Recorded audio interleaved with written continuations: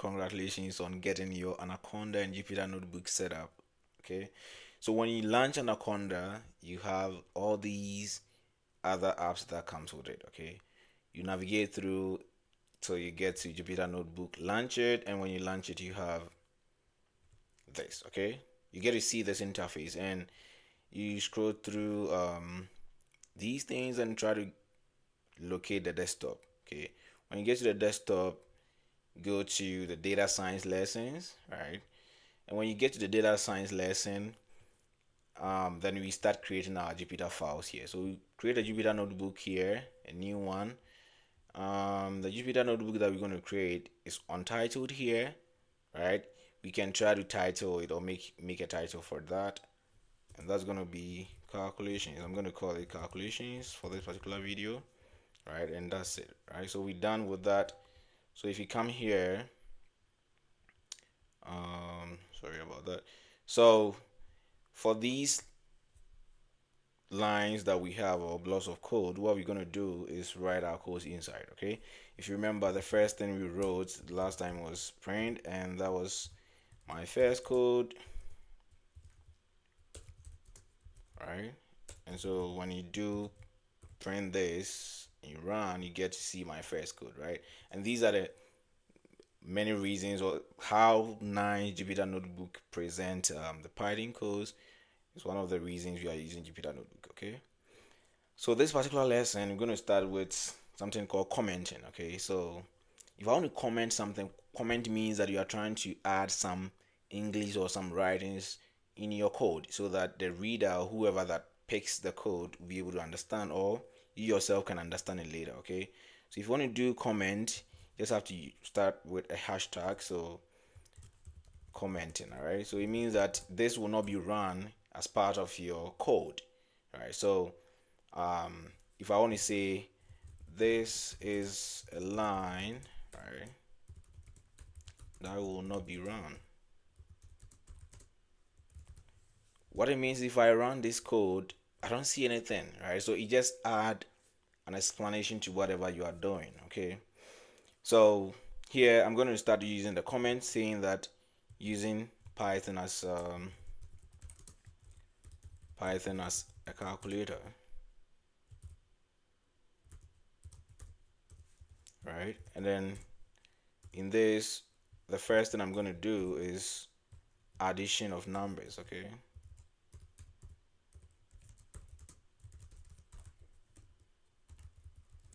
so in that place, what can I do? I can do is, instead of, I know that 2 plus 8 is equal to 10, right? And look at how I'm doing this. I'm putting it in comments because I know from basic math that 2 plus 8 is actually equal to 10. So what I can do is I just comment it, put it there, that I know this is the solution, right? So in Python, all I do is do print 2 plus 10, and notice that in this print I don't have a parenthesis on it. Okay, we'll talk about why this is so in our next lesson. Okay, but just for now, know that if I'm going to do calculations or arithmetics, I just put 2 plus 10 straight away in this, and when I run this, I'm going to get 12. Sorry, it's supposed to be 2 plus 8 instead. Okay, all right, and then I run that line of code, and then we have 10. Okay, so it means that that is true. When you add 2 and 8, you get 10, right? We can look at other operations like subtraction, division. So if I want to subtract two numbers, all I can do is print 2 minus 8, and that should give us what? -6, right? So if I run that code, I should get -6. If I print 2 multiplying 8, I'm going to get 16. And if I want to do exponentiation, so here is very important. Exponent in Python is kind of weird. If I want to do 2 to the power 3, remember the print here is small letters. Okay, it doesn't start with the caps. Okay, so print 2 to the power 3 should use double hashtag or double star sign. Okay, so you have 2 star star 3, that means 2 to the power 3, and that should give us 8. Okay, so these are some of the basic arithmetic we can talk about. The other one that is normally not mentioned in most of the classes is that the the modulo symbol. Okay, modulo symbol.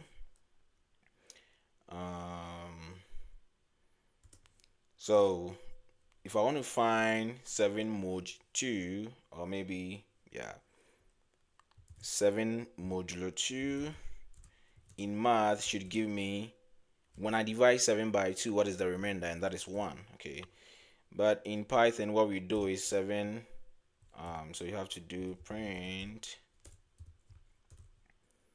7 percent 2, and that should give me the same 1. Okay, so that is for the modulo. Like I said, on the other hand, you can locate most of these arithmetic symbols or operations in the resource that we are using. Okay, I'll still link it. I'll put the link of that resource in the description section. So the next thing I'm going to talk about is variable assignment. Okay, so variable assignment. What it means is that I'm going to assign some variable for certain things. So if I say A should be equal to, let's say 4, and then B should be equal to 6, then I can perform the same thing. If I do A minus B, that should be 4 minus 2, sorry, 4 minus 6, and that is negative 2, right? So if I don't want to do maybe 4 minus 6 all the time and want to refer to them as a particular symbol or some representations, then I use the variable assignment. Okay, so you assign 4 to 8, you assign 6 to B, 4 to A, and then 6 to B, right? On the other hand, if let's say I want to do something like 4 in modulo 6, that's when you divide 4 by 6, what's the remainder? That should be 0, because already 4 will not be divisible by 6 equally. Okay, so that would be A mod B, right? When you run this, you should get yeah, that's 4. Sorry, when you divide 4 by 6 is 0, remainder 4. Yeah, that's the solution. Yeah, that is the case. So for a lot, we have a lot of math arithmetic operations that you can think of. You can think of multiplications, you can think of the paired mass or the board mass, depending on where you're coming from.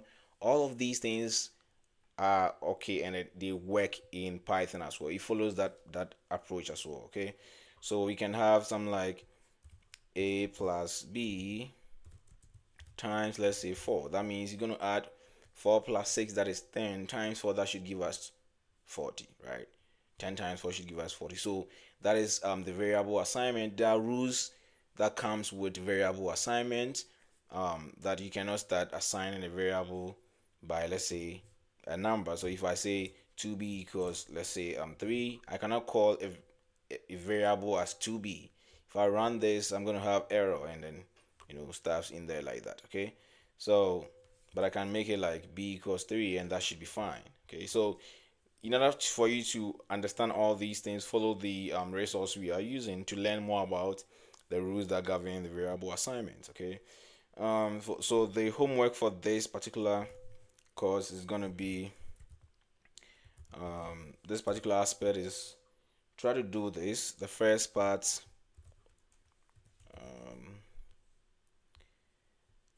first problem I want you to do is to solve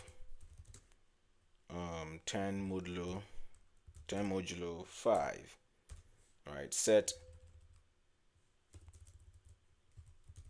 y equals that in Python, that is Jupyter Notebook, and x equals 11 modulo 6, and then the next thing you do is to find z, which is equal to y plus x modulo 5.